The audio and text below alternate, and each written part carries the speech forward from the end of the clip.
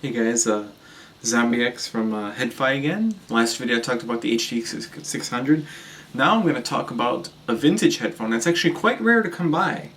It's an AKG actually. It's going to be the K400. And as you can see, mine actually does not use the stock cable. It uses, what brand of wire is this in here? I can't see what kind it is. It's labeled, but it's kind of smudged and I can't read it. But it's recabled to be dual entry. I also have a return with a 1/4 inch plug. When I first got it, it didn't have a 1/4 inch. It had XLRs, and I did use it balanced for a while. I think it performed really well balanced, but I ended up going back to single-ended because my V200 seemed to drive it better. But these are oldie headphones. They're pretty good too. They're rated at 120 ohms, but that impedance is kind of misleading. They seem to require more power than that load. I would say as much power as maybe the DT880 Premium, or I wouldn't say the 600 ohm version, but like the 250 ohm DT880s, it would need nearly as much power as that.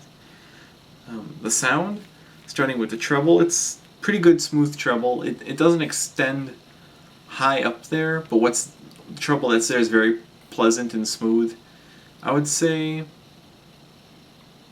the treble similar to the HD 600s, but it's brighter than that. It's similar, it's smooth like that. But it's still, like I said, there's more treble, if you guys get where I'm going with that. The mid-range is pretty good. It's actually really forward in the mid-range, more so in the upper mids, I would say.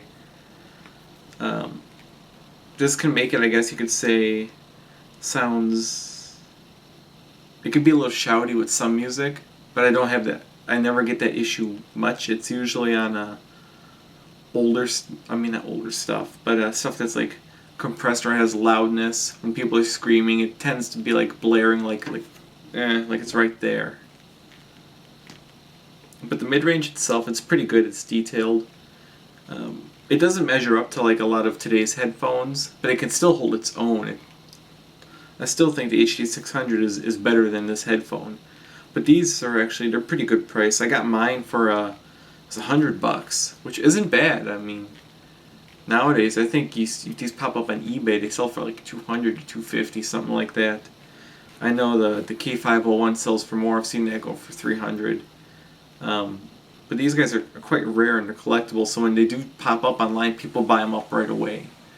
I had the luck to get them from a Headfire.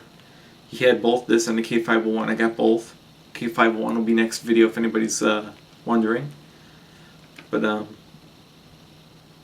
the bass then, it's like all AKGs to kind of have like a toned down bass.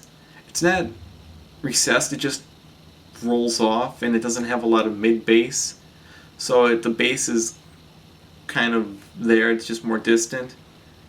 It doesn't have a whole lot of impact, it's very subdued.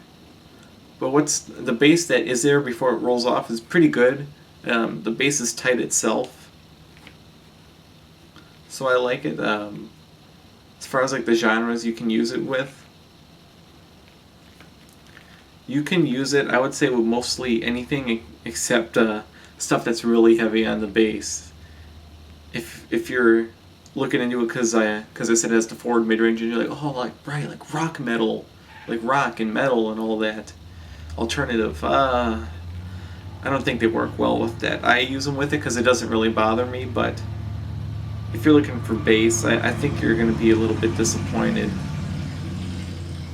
This is going to have about DT 770 600 ohm quantity bass, or bass quantity, which it's more than the 250 ohm version, but it's still less than the DT880.